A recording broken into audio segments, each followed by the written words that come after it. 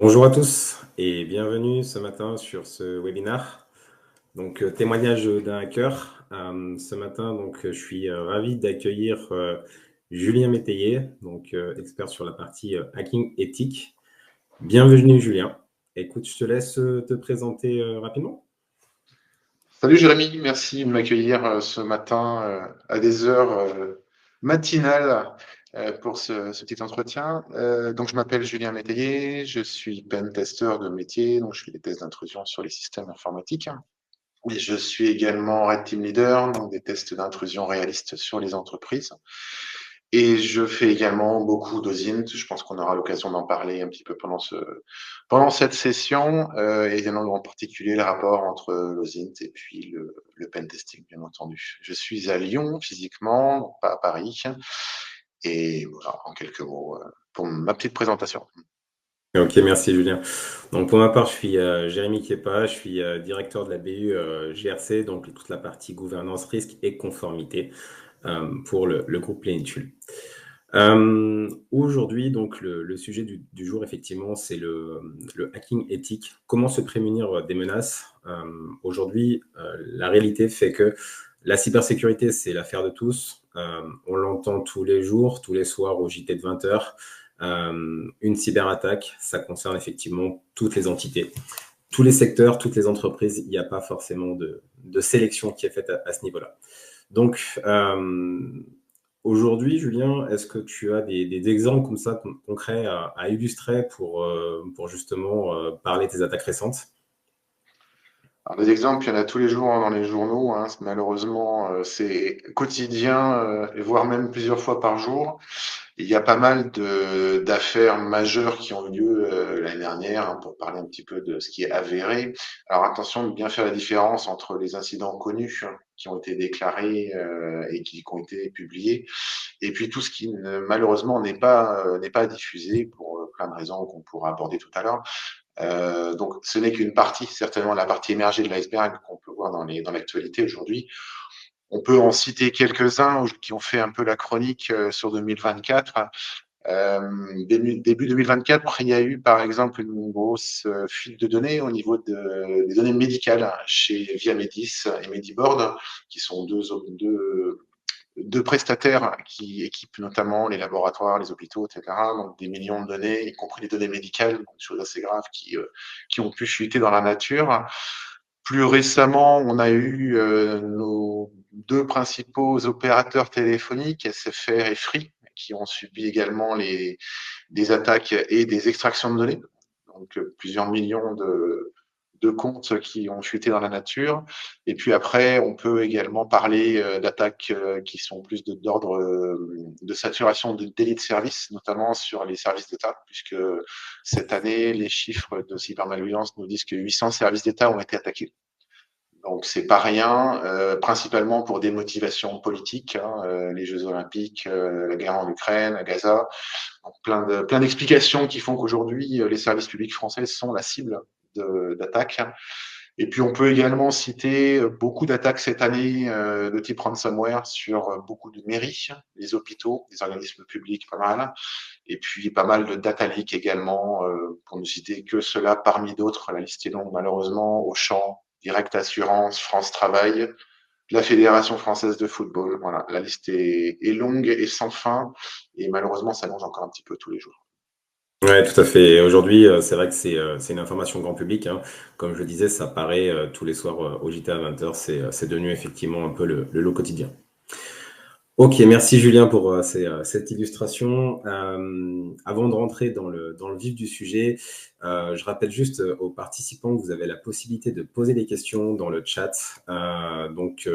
J'essaierai d'y répondre si je peux dans le déroulé, ou sinon on prendra donc un moment à la fin du webinaire et on répondra donc du coup à vos questions. Donc n'hésitez pas à interagir.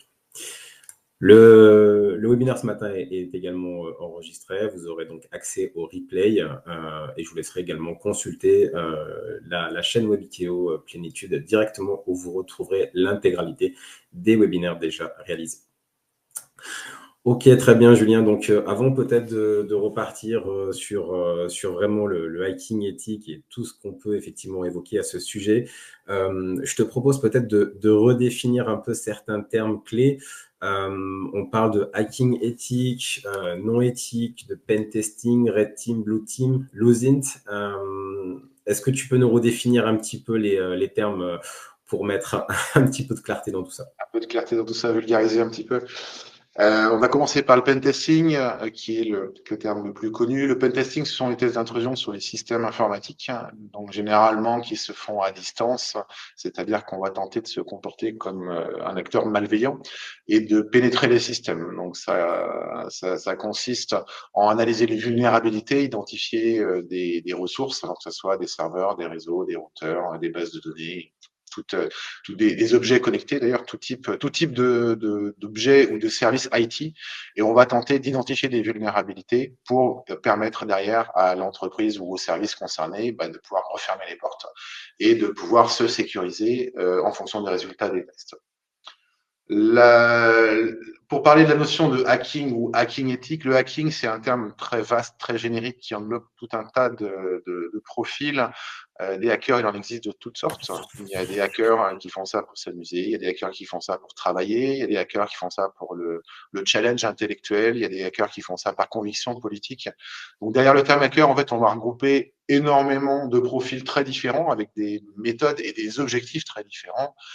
Et en particulier, donc la notion de hacker éthique. Alors le hacker éthique, c'est assez simple. Le hacker éthique fait du piratage, du hacking, mais en conformité avec la réglementation, tout simplement. C'est-à-dire qu'il va respecter les lois, il va respecter les bonnes pratiques en termes de hacking, et généralement, il va faire du hacking mandaté par une entreprise, c'est-à-dire avec son autorisation pour pouvoir analyser les vulnérabilités d'un système d'information. Donc la différence, c'est simplement le respect de la réglementation, tout simplement. On va retrouver la notion de moralité également dans le hacking éthique, c'est-à-dire qu'on peut être amené à faire du hacking à des fins bienveillantes, encore une fois en respectant derrière les bonnes pratiques en termes de divulgation de découvertes, par exemple, ou de travaux.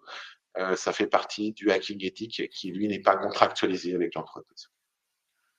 La partie Red Team est un peu différente. Le Red Team inclut le pen testing. Le pen testing fait partie du Red Team, mais le Red Team va être une approche plus réaliste et plus globale de tests sur les entreprises. C'est-à-dire qu'on va inclure à la fois les tests d'intrusion sur les systèmes informatiques.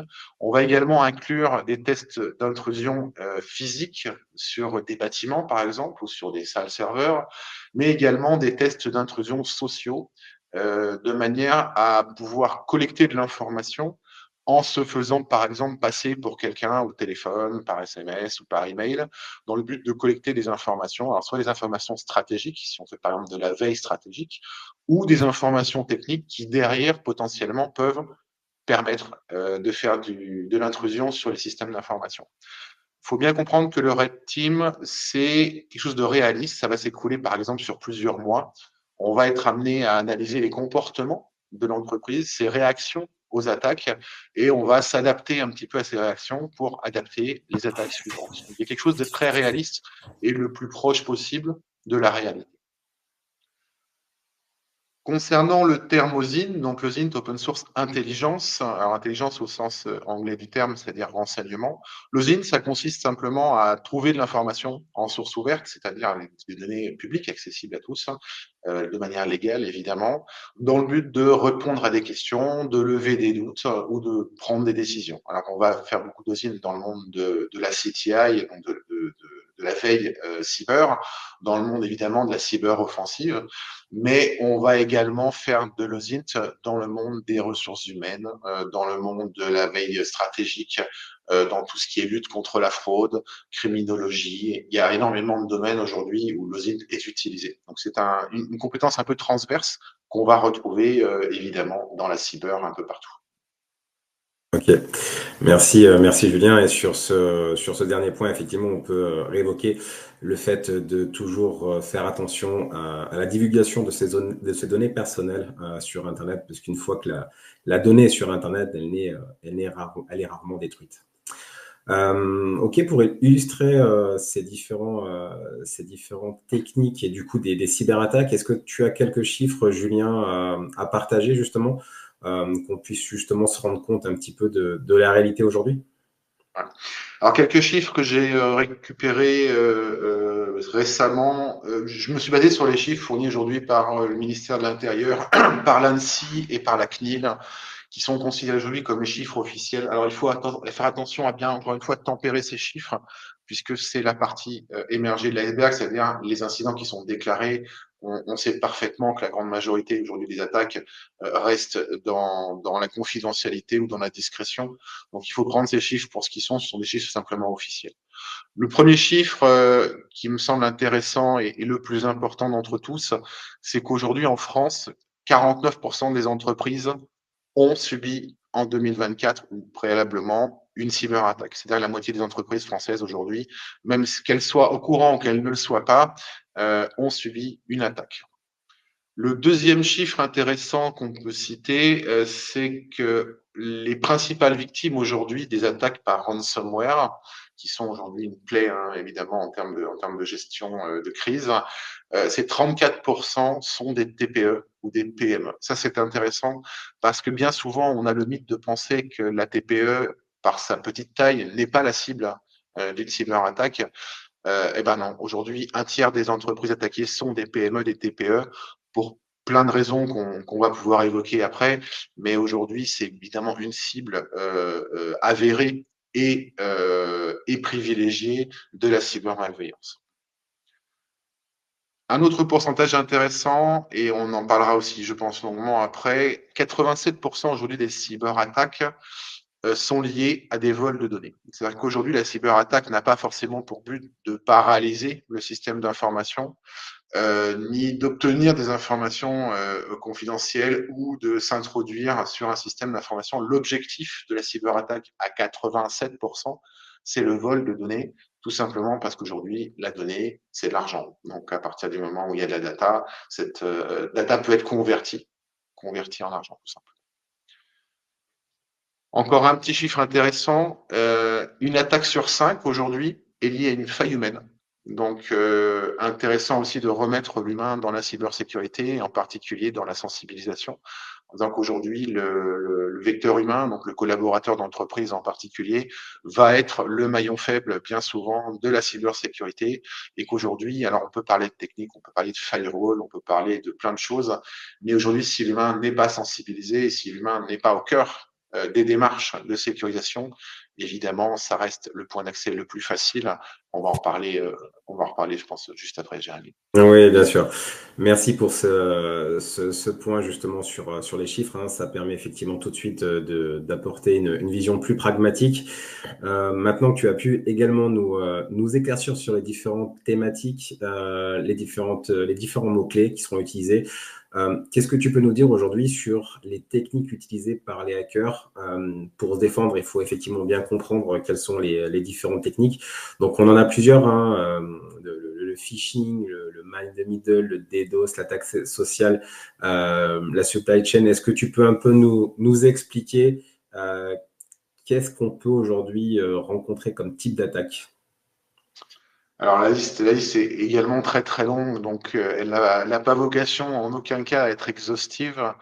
On va parler des principales attaques, en tout cas des principales méthodologies d'attaque. C'est pas, on va pas rentrer dans la technique, hein, rassurez-vous, c'est pas du tout l'objectif de ce petit webinaire. On va parler simplement des grandes familles d'attaques, celles qui sont couramment utilisées. On peut commencer, si tu veux, Jérémy, par le phishing. Je pense que c'est de toute façon Ouais. aujourd'hui la principale porte d'entrée des attaques, qu'elles soient par ransomware ou qu'elles soient par vol d'identifiant, parce que c'est ça dont on parle aujourd'hui. Euh, le phishing, euh, le phishing, le principe est assez simple. On va tenter de tromper un destinataire par email, alors par email, par SMS, par QR code, par téléphone. Il existe plein de vecteurs utilisables pour le phishing, mais c'est principalement aujourd'hui l'email qui est utilisé. Pourquoi l'email? Parce que tout le monde en a un, parce qu'il est finalement assez facile de joindre un petit peu n'importe qui par son email. L'email est une information considérée quasi publique, et si elle ne l'est pas, elle est facilement reconstituable par OSINT, justement. Donc, le principe du phishing est assez simple. On va faire la distinction entre le phishing et le walling. Donc, le phishing, c'est des envois massifs d'emails. On va envoyer beaucoup d'emails à plein de personnes. Généralement, c'est des emails qui sont assez mal faits. On le détecte facilement, mauvaise écriture, mauvais ciblage. Ça, c'est efficace finalement sur le volume. C'est pour ça qu'on a encore un fort taux de phishing. Mais on a également le walling qu'on appelle également le spear phishing, c'est-à-dire le phishing ciblé, qui lui, par contre, est plus dangereux parce qu'il va être contextualisé. Il va être ciblé sur une personne ou un groupe de personnes ou sur une entreprise, et il va être du coup d'autant plus efficace parce qu'il va être réalisé avec qualité et avec soin. Le principe est le suivant, on le voit sur le petit schéma ici, un attaquant va envoyer un email à la cible qu'on va appeler la victime, en tout cas la cible, généralement un collaborateur d'entreprise, ça peut être un particulier également, tout le monde aujourd'hui est concerné par cela. Et là, il va se passer un certain nombre de choses en fonction de ce que la cible va pouvoir faire. La première chose que peut faire la personne qui reçoit un phishing, tout simplement, c'est ouvrir l'email. C'est-à-dire qu'avant même de cliquer sur l'email, le simple fait d'ouvrir un mail de phishing et en particulier d'afficher les images de ce mail de phishing va permettre d'exfiltrer déjà des données intéressantes à destination du hacker. Quand on ouvre un email de phishing, on va pouvoir afficher les images et le simple fait d'afficher ces images, on va envoyer deux informations essentielles au hacker.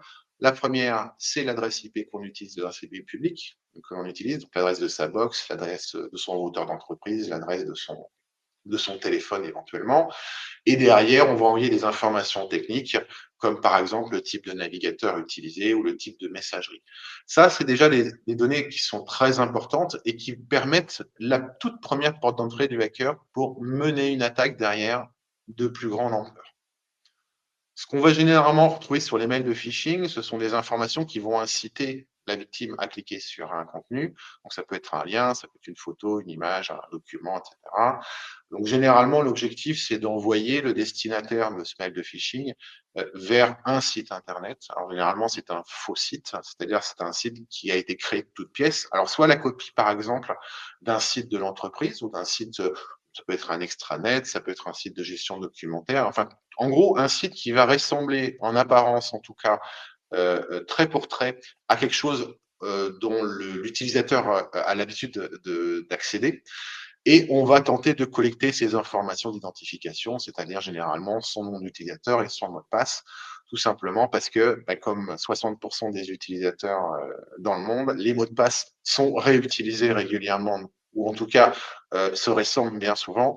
Et quand on a capté ou compris comment fonctionnait un utilisateur, potentiellement, on peut utiliser ça pour tenter des attaques sur d'autres systèmes, sur d'autres sites web, en utilisant ces informations. Donc ça, c'est ce qu'on appelle le credential stuffing, c'est-à-dire qu'on va tenter de récupérer des données d'identification.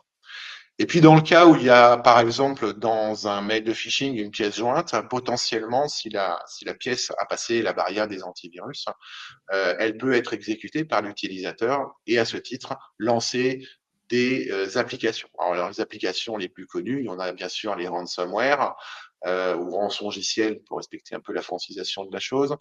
Le rançongiciel va s'exécuter potentiellement sur le poste de travail de l'utilisateur et derrière contaminer le système d'information de l'entreprise, c'est-à-dire chiffrer les disques durs des postes de travail et des serveurs, exfiltrer les données, donc les bases de données, les documents, toutes les informations qu'il va pouvoir trouver, et puis derrière potentiellement servir de porte d'entrée dérobée, donc les chevaux de Troie ou les rootkits, qui vont permettre un accès ultérieur et beaucoup plus facile derrière à l'attaquant.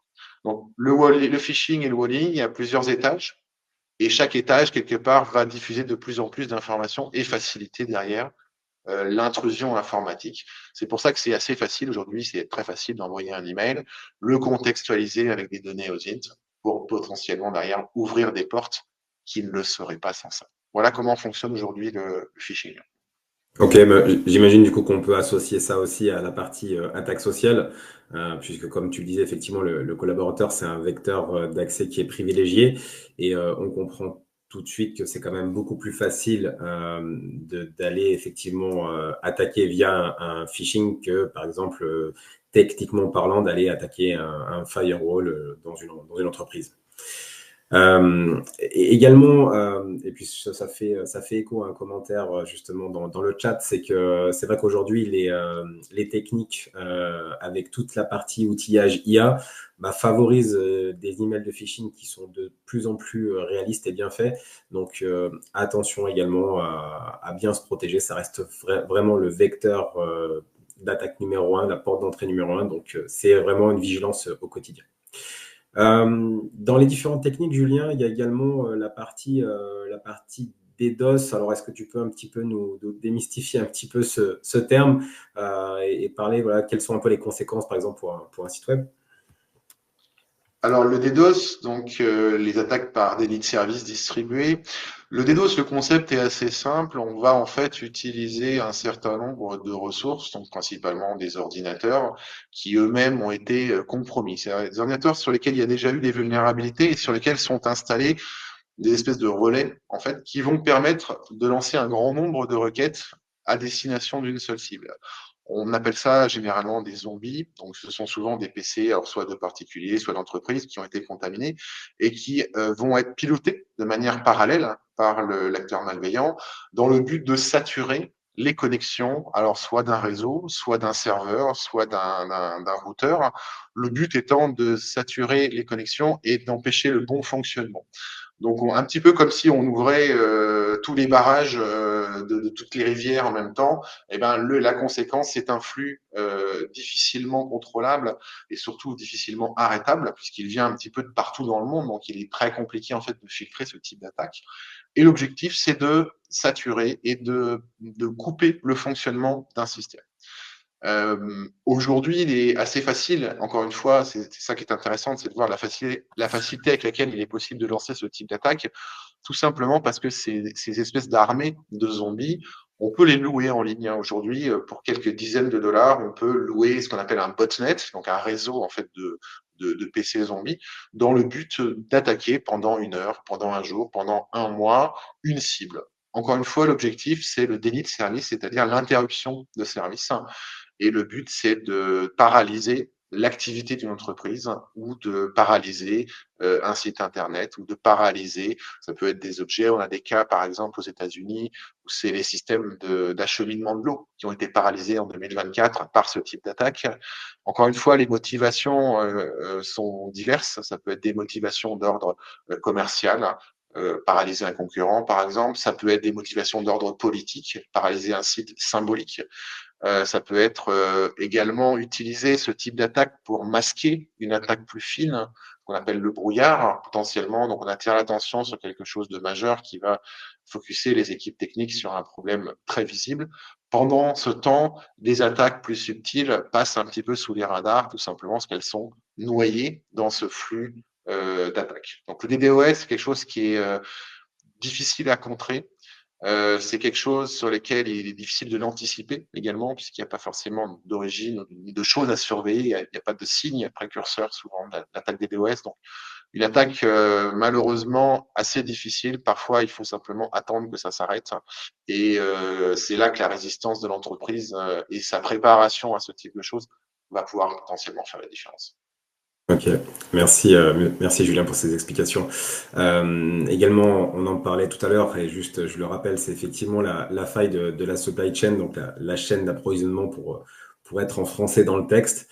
Là, effectivement, on comprend pourquoi les PME sont des cibles plus faciles, puisque dans cette chaîne d'attaque et chaîne d'approvisionnement, les PME ont bien souvent des défenses qui sont un peu moins élevées que les grands groupes. Donc, ça permet effectivement, par effet de rebond, de passer à travers donc ces structures et de remonter directement sur les entités plus importantes. Donc là, encore une fois, la sécurité, c'est une approche holistique, hein, c'est vraiment au global. Avec toutes ces techniques utilisées, Julien, on voit aujourd'hui que cette technique permet de monétiser du coup la donnée. Tout ça se retrouve du coup sur le marché noir ou le dark web. Qu'est-ce que tu veux nous dire par rapport à ça en deux mots sur justement cette industrie? Aujourd'hui, on peut parler d'industrie, hein, c'est bien ça? Oui, oui, alors aujourd'hui, chaque donnée a une valeur marchande, tout simplement parce qu'il y a une clientèle pour acheter ces données. Alors, les clients ne sont pas forcément d'ailleurs des gens malveillants, hein. Ça peut être des sociétés, principalement des sociétés commerciales.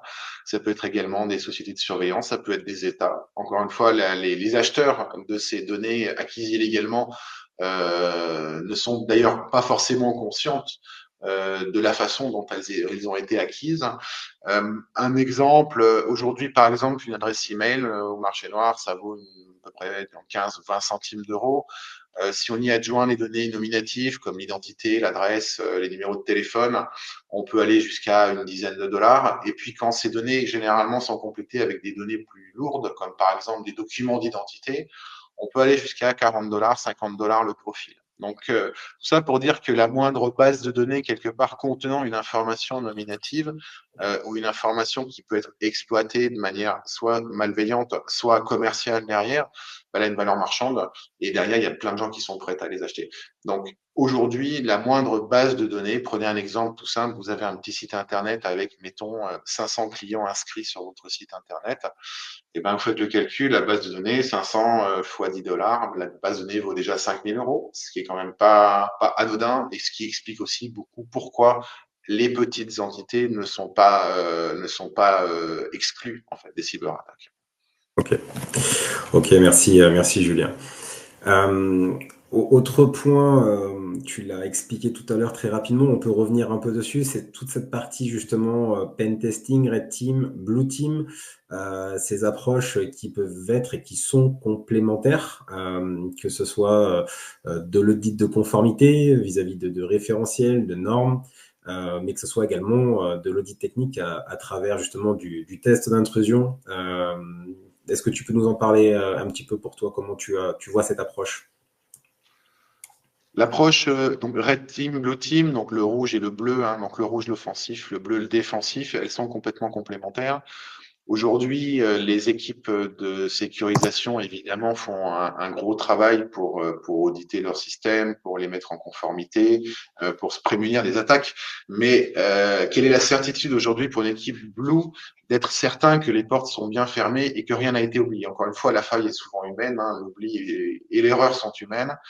Euh, Aujourd'hui, il n'y a pas 36 manières de vérifier qu'un système fonctionne bien, il faut le tester. Quand on construit une voiture, ben on la met sur une piste et on la teste. C'est comme ça dans tous les domaines.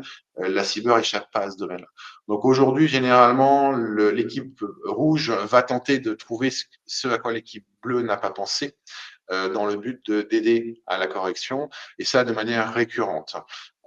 Tout simplement parce que les techniques de hacking évoluent, les cyberattaques aussi, les systèmes d'information eux-mêmes évoluent, hein, que ce soit à travers le développement d'applications, à partir des développements d'infrastructures. Donc aujourd'hui, finalement, c'est une collaboration pérenne et surtout régulière entre les équipes bleues et les équipes rouges qui vont permettre quelque part de maintenir les systèmes d'information en état de sécurisation et surtout de les rechallenger régulièrement parce que les choses évoluent encore une fois. Donc, ce sont généralement des coopérations qui se font sur le long terme. Les équipes rouges, elles tournent souvent pour avoir des approches différentes. C'est intéressant aussi de faire tourner un petit peu les pentesters pour avoir des approches et des points de vue différents. Et ça permet d'avoir quelque part autant que possible une complémentarité avec l'équipe.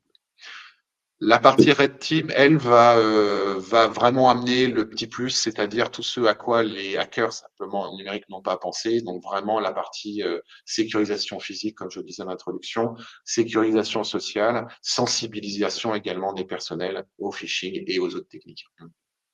Oui, ok, effectivement, c'est plus clair, Julien, dans ce sens-là. Et le mot qu'il faut effectivement retenir, c'est vraiment la complémentarité, pardon, de ces deux approches. Si vous n'avez pas démarré aujourd'hui de démarche cyber, l'idée, c'est déjà d'arriver peut-être avec un audit de conformité vis-à-vis d'un référentiel. Aujourd'hui, l'ANSSI, qui est l'Agence nationale de la sécurité des systèmes d'information, propose par exemple son guide d'hygiène informatique. Donc c'est une base, c'est un socle de sécurité sur lequel vous allez pouvoir mettre en œuvre un certain nombre de mesures techniques, organisationnelles, et aussi de sécurité physique, justement pour se protéger. L'idée, c'est qu'une fois le niveau de maturité renforcé, eh ben, on puisse valider justement les différentes mesures à travers justement des audits techniques, donc des tests d'intrusion. Côté Blue Team, c'est vrai qu'effectivement, on retrouve également des outils qui sont justement là pour surveiller, puisque tu l'as dit précédemment, c'est qu'effectivement tout un lot de techniques utilisées, donc il faut pouvoir surveiller ce qui se passe en temps réel. Et par rapport à ça, on retrouvera notamment des solutions de SOC, donc de centres de sécurité opérationnels, qui permettent effectivement de détecter et d'agir sur une remédiation pour justement opérer sur ces détections. Je vous inviterai également à voir ou à regarder le replay. Justement, il y a effectivement un replay sur la chaîne Webiteo concernant le SOC, si ça vous donnera donc du coup plus de détails. Ok Julien, maintenant on a vu un petit peu les bases justement de cette partie, de cette approche Blue Team, Red Team, mais effectivement quand on n'a pas mis en place de mesures et quand effectivement on fait face à une crise cyber, la gestion de la crise, que faire quand il est trop tard, en clair, hein, c'est ça. Aujourd'hui, sur la gestion de crise, les actions immédiates pour toi, tu peux nous les lister très rapidement? Alors, il y a plusieurs méthodologies pour la gestion de crise. Moi, celle que je recommande généralement à mes clients, c'est celle qu'appliquent depuis toujours les pompiers quand ils interviennent sur un accident. C'est le triangle protéger, alerter, secourir, qui permet de parer en fait aux priorités opérationnelles quand on a un problème. Donc, protéger, c'est-à-dire couper. Généralement, c'est isoler le système contaminé, isoler le réseau, isoler le site internet. L'idée, en fait, c'est de juguler un petit peu l'hémorragie qui peut avoir lieu, qui sont en cours de route, tout simplement parce que, par exemple, si des données sont en train d'être exfiltrées, ça permet d'interrompre ce genre de choses et de limiter en tout cas la portée et les dégâts d'une cyberattaque. Donc, protéger, isoler les réseaux, ensuite alerter. Gérer la communication, que ça soit la communication interne au niveau de l'entreprise, ça ne veut pas faire n'importe quoi en termes d'action, en termes de communication. Ça peut être également la communication externe. Quand on a une data leak, quand on est un acteur majeur, par exemple, de l'économie, il va falloir gérer la communication, les retombées commerciales, parce que derrière, il y a des impacts, évidemment, à une cyberattaque. Et puis secourir, c'est tout ce qu'il faut mettre en place pour comprendre un petit peu ce qui a pu se passer dans une cyberattaque. Donc, faire les enquêtes, faire du forensic, refermer les éventuelles portes qui ont pu être utilisées, analyser les systèmes pour vérifier qu'il ne reste rien qui puisse traîner sur les systèmes d'information, parce que une attaque qui est mal corrigée, elle va recommencer, elle va se reproduire, c'est une certitude. Donc, dans cet ordre-là, on va généralement gérer une crise. Après, il y a des choses à plus long terme qu'il va falloir faire en cas de crise.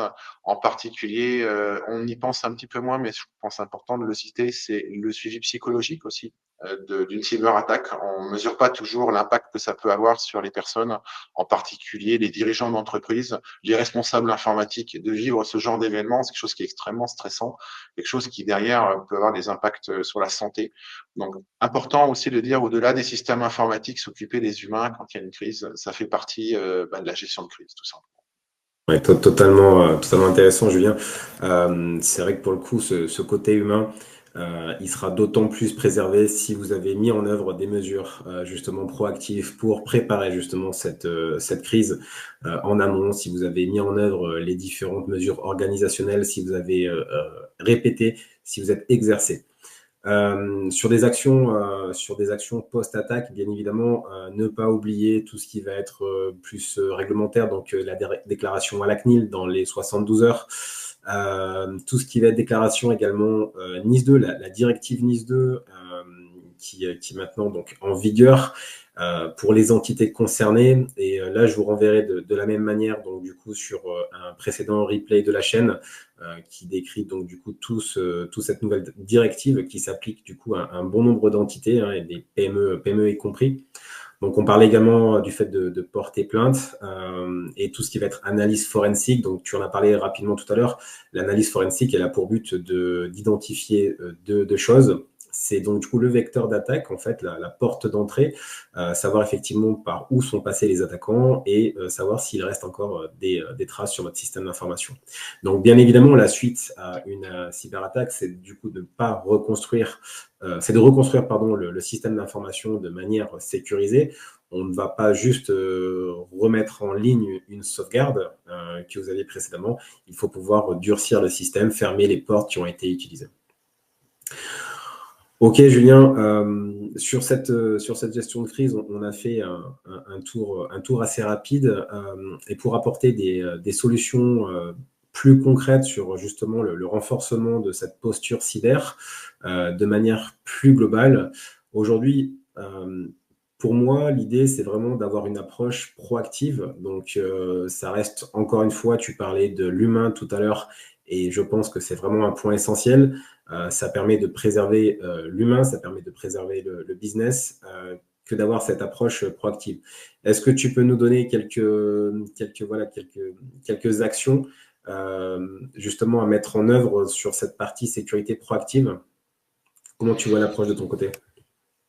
Alors, je pense que si on ne doit citer qu'une seule chose, c'est de considérer aujourd'hui la cybersécurité comme un fil rouge dans l'entreprise. C'est-à-dire de déjà consacrer du temps et un petit peu de budget régulièrement, tous les ans, sur la cybersécurité.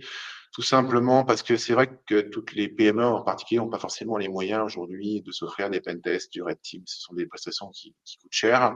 En revanche, instiller de la culture cyber dans l'entreprise au quotidien, mettre en place un certain nombre de politiques de sécurité, pas forcément toujours contraignantes, mais de le faire un petit peu au fil de l'eau quelque part pour que d'une contrainte, on passe rapidement à un réflexe, à une habitude derrière. Je pense que c'est de loin, en tout cas, la première action à mener.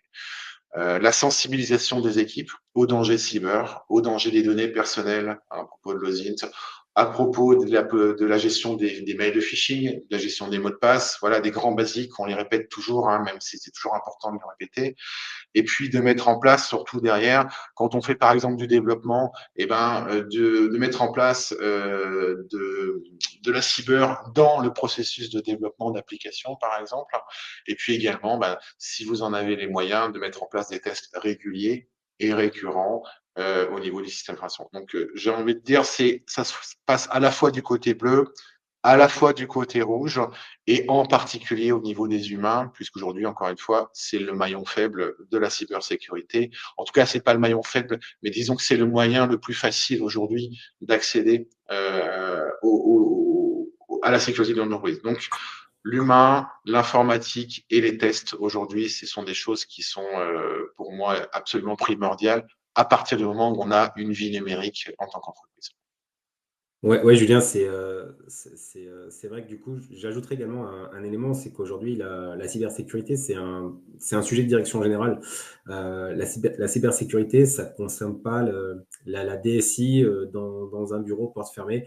C'est effectivement un sujet transverse qui concerne en priorité la direction générale pour mettre en œuvre les différentes stratégies, mais également tous les collaborateurs de l'entreprise, puisque tu en parlais tout à l'heure, le phishing, ça reste un vecteur d'attaque principal et tout collaborateur peut être ciblé par rapport à ça.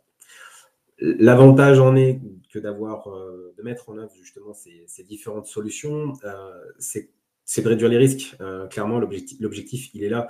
On en parlait en début de webinaire. La majorité d'attaques sont des attaques opportunistes. Donc, on va chercher à fermer le maximum de portes et de barrières pour être sécurisé. Si on ne cherche pas à vous attaquer directement, vous ne serez probablement pas attaqué. Donc, l'idée, c'est déjà de mettre en place un socle de sécurité de base. Comme on dit effectivement, c'est que la cybersécurité, c'est une évolution permanente.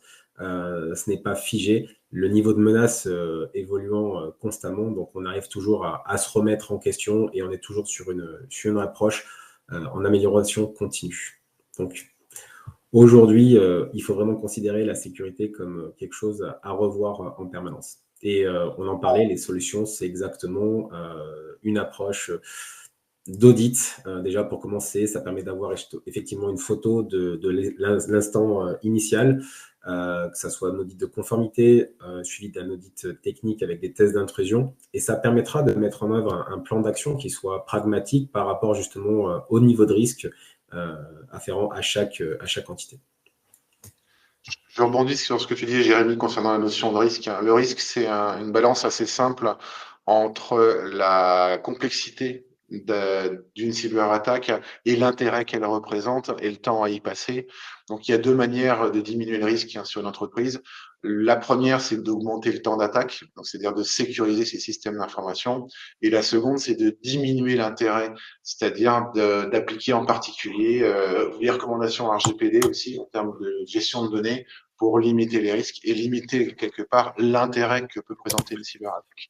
Donc baisser le risque, il y a deux manières de faire, le côté bleu et le côté rouge, encore une fois. Oui, tout à fait, c'est clair. Ok, très bien, merci, merci Julien pour ce retour. On va arriver aux questions. Du coup, je n'ai pas forcément pris de questions sur le webinaire directement, donc on va essayer d'y répondre maintenant. Alors, je fais un peu le tour des questions. Donc, je prends des questions dans la liste, on en a pas mal. On n'a pas besoin d'être une cible pour être attaqué.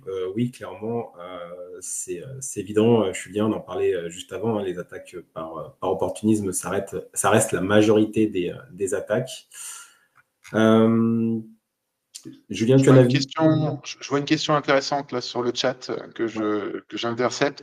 Un hacker est-il un prédateur repenti? C'est une question intéressante. Oui. Alors, la réponse est non, hein. On peut naître hacker éthique sans avoir été un prédateur préalablement, même si effectivement il y a beaucoup de ce qu'on appelle des black hats qui sont devenus des white hats avec le temps ou parce que avec l'âge on a un peu moins envie d'avoir la peur des gyrophares.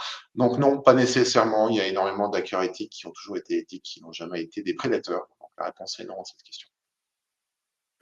On a une question sur le fait où un antivirus est présent sur le poste de travail, permet-il de bloquer la plupart des attaques de phishing, Julien? Alors, les antivirus, dans une certaine mesure, font leur travail, donc vont identifier des sources connues ou des virus connus. Donc, à partir du moment où les ressources sont identifiées, ont été indexées quelque part, oui, potentiellement, l'antivirus fait son travail. Ça, dans 95% des cas, il fera son travail. En revanche, l'antivirus sur un virus inconnu ou custom, comme on peut être amené à en envoyer quand on fait du red team, eh ben, un virus qui n'est pas connu, c'est pas un virus tout simplement. Donc l'antivirus normalement va être en tout cas incapable, si on a bien fait notre travail, de le détecter. Donc c'est pas une garantie, même si c'est un indispensable. Ok, c'est un peu plus clair, merci Julien.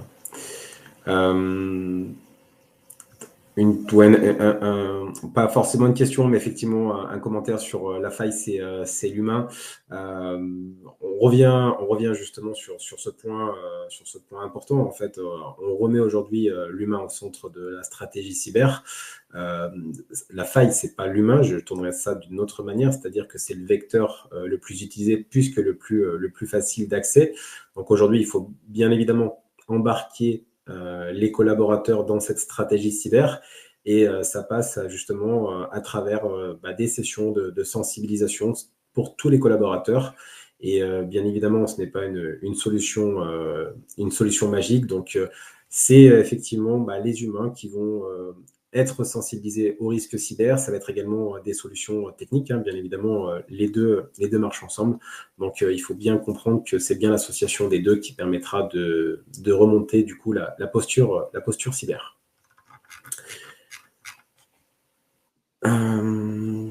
Peut-être un mot rapide. Bon, forcément, quel est l'impact de l'IA dans les cyberattaques? Julien, tu as un avis rapide là-dessus? Ouais. Alors aujourd'hui, évidemment, les IA, la question, en gros, faut-il avoir peur des IA d'un point de vue cyber? Bah, la réponse est oui et non. Oui, parce que les IA vont permettre de faciliter un certain nombre d'attaques, de générer du code source, par exemple, pour des malwares, des choses comme ça, éventuellement mener des scans à travers leurs possibilités, donc quelque part de masquer aussi et de se faire le relais des hackers. Donc aujourd'hui, on est sur les balbutiements de l'utilisation de l'IA pour la cybersécurité. A contrario, l'IA permet également de se sécuriser parce qu'on peut s'en servir pour retrouver de l'information, pour faire de la veille, pour générer des règles de protection. Donc l'IA, quelque part, va jouer du côté rouge comme du côté bleu. Donc l'impact de l'IA, pour l'instant, il est balbutiant à mon sens. Moi, j'ai pas aujourd'hui trouvé un avantage colossal à utiliser les IA pour faire mon travail, mais je suis à peu près certain que ça va le devenir dans un avenir extrêmement proche, donc à surveiller de très très près, puisque l'IA, on est tous en phase sur ce sujet-là, va faire partie de l'avenir de la cybersécurité sans aucun doute possible. C'est clair, ça me semble effectivement évident. Je vois pas mal de questions sur NIS 2 également dans le chat. Donc, juste pour en retoucher 2 mots, donc NIS 2 est bien en application du coup depuis fin d'année 2024, même si la loi n'a pas été encore transposée donc pour la France dans le droit national. Il y a ce qu'on appelle un règlement d'exécution qui a été prévu justement dans la directive européenne, qui est appliquée depuis début novembre 2024. Ce que je peux vous inviter à faire, en tout cas, c'est déjà, si vous avez un doute par rapport à l'éligibilité de NIS 2, c'est de se rendre sur le site directement de l'ANSSI, Mon Espace NIS 2, qui permettra, à travers quelques questions rapides, de voir déjà si vous êtes éligible à cette directive. Et comme je disais précédemment, vous avez donc du coup sur la chaîne Webikeo du groupe, vous avez tout un webinar, plusieurs même webinars sur justement la directive NIS 2 avec tout le détail des mesures de sécurité qui vont être demandées pour cette directive. Ok, je passe du coup sur la news qui s'affiche à l'écran. Donc, merci pour vos questions et votre participation. Je vous invite du coup à vous inscrire sur le prochain webinaire donc, qui va concerner l'assurance cyber. Donc, êtes-vous aujourd'hui assurable? Et l'idée de ce webinaire, c'est effectivement de mettre en avant quelles vont être les conditions nécessaires à une assurabilité par rapport aux assurances cyber. Ça fait partie aujourd'hui de ce qu'on va appeler du programme de protection sur justement cet aspect risque. Donc, je vous invite à vous inscrire donc, le 13 mars à 9h. Vous retrouvez le lien du coup sur la page directement sur le webinaire pour vous inscrire.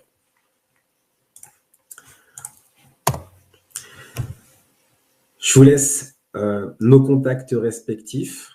Du coup, vous pouvez effectivement, si vous avez encore des questions, on n'a pas effectivement répondu peut-être à toutes les questions ce matin, vous pouvez nous contacter directement, que ce soit Julien, vous avez du coup les coordonnées, les contacts LinkedIn aussi. Donc pour moi, vous avez de la même manière téléphone et adresse mail. Merci Julien d'avoir été avec nous ce matin et d'avoir pu justement nous éclairer sur le hacking éthique et quelles sont aujourd'hui les solutions pour mieux se protéger au quotidien. Merci d'avoir répondu aux questions. Merci à tous d'avoir participé à ce webinaire. Merci Jérémy. Très bonne fin de journée à vous tous. Bonne journée, au revoir. Au revoir.